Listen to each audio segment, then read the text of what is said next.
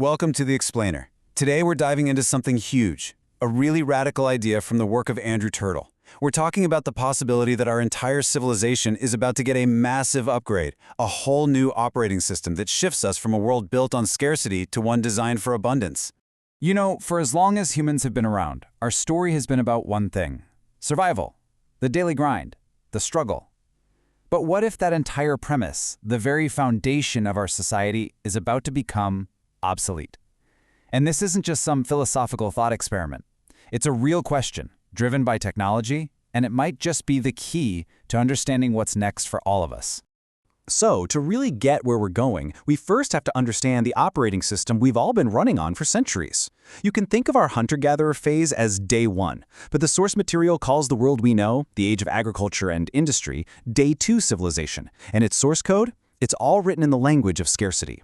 Now, this is so important to get. Scarcity isn't just, a lack of stuff. It's a design principle. It is the fundamental logic that has shaped our markets, our governments, and even how we think.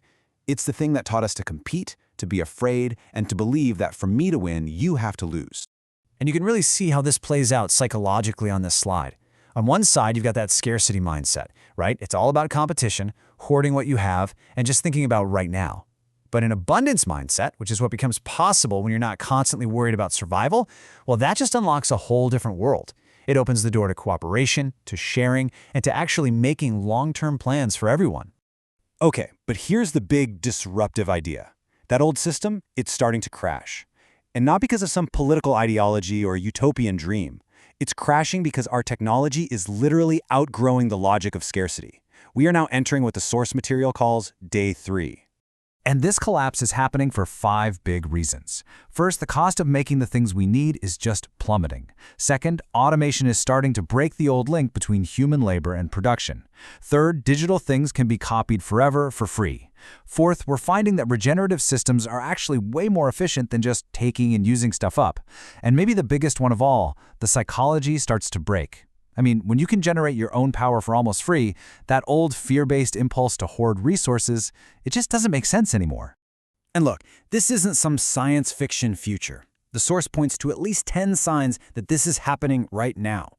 Take the cost of solar power. It has dropped over 90% in the last decade. It's now the cheapest energy in history. And we're seeing huge cultural shifts too, with younger generations starting to reject that whole rat race idea, which is a direct product of that old scarcity mindset. So, if the old system is falling apart, what's actually being built to replace it?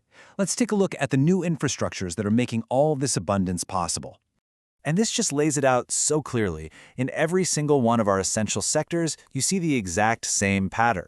These old, centralized extractive systems are being replaced by distributed, regenerative ones. So, fossil fuels are out, renewables are in. Industrial agriculture, with its crazy long supply chains, is giving way to things like vertical farming and precision agriculture that can actually grow more food with way fewer resources. Let's just double down on energy for a second, because it's the perfect example. The cost of solar and wind has absolutely collapsed, making them cheaper than anything else. But this isn't just about green energy. This is the master key, because when energy becomes abundant and practically free, everything else that needs energy, like cleaning water or building houses, that gets cheaper and more abundant too. And it's the exact same story in housing. Just look at these technologies. We're in the middle of a construction revolution. Companies are literally 3D printing entire houses in just a few days for a fraction of what it used to cost. You combine that with construction robots and factory-built homes, and you completely change the game, breaking that old link between having a place to live and market speculation. Okay, so where's all this headed? What does this all add up to? Well, it leads to a completely new operating system for all of civilization, one that's designed for a world where the things we need aren't scarce anymore. Let's talk about the Day 4 utility economy. And this is the core idea. In this utility economy, the absolute basics for survival, we're talking energy, food, water, a place to live, they're just not treated as commodities to be bought and sold anymore.